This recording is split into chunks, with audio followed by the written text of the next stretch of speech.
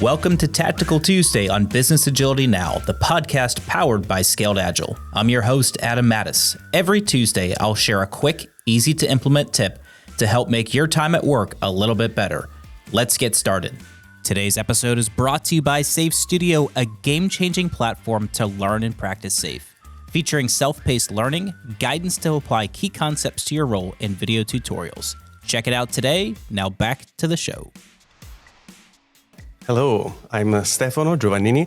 I work for Capgemini Invent and I'm based in London.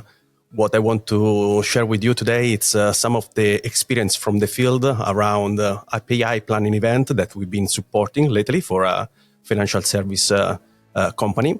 And we did it last week. It was a full 2 days event. And what I want to bring to you is some tips or some of the insight that we've been collecting throughout the couple of days.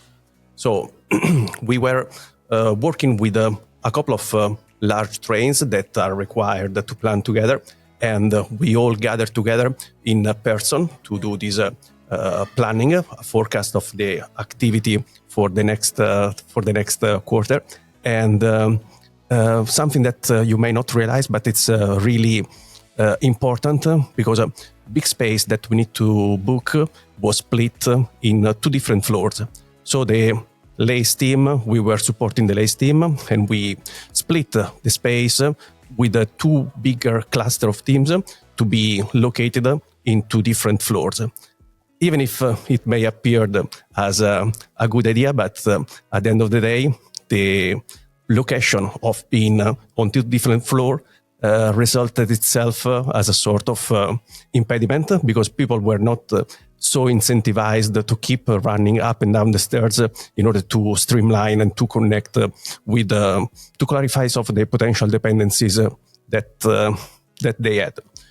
And so with some sort of during the retrospective that we did at the end of the PI, we were thinking about organizing the space differently in order to make sure that we can incentivize the communication intra-team, intra-trains, whenever it's possible. That was at least one of the main learnings. Another one that may seem, again, not so immediate, but it's also the space.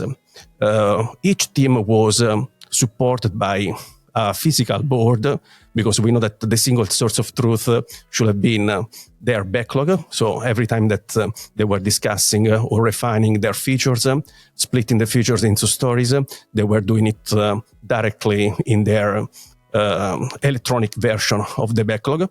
But at the same time, it was useful to start visualizing what was the how the PI board was looking like. So pulling together some of the main features across the different iteration.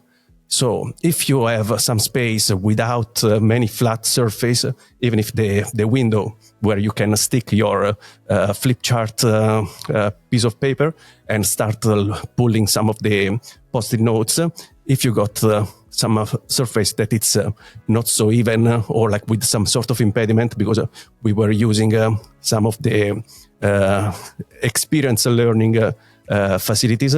They were really cool to look, really collaborative, really engaging, very colorful, but sometimes not so adapt to do this kind of big information radiator that you need to use in order to diffuse the information and to foster the communication. So a couple of little tips here that I wanted to share with you, and something that for sure we will take into account when we will be organizing the next PI that will be around the Christmas time. So long way to go, but it's coming behind the corner. Thank you all. We hope you enjoyed today's episode. If you like what you hear, please refer us to your friends and colleagues and subscribe to the show wherever you get your podcasts. I'm your host, Adam Mattis. See you next time.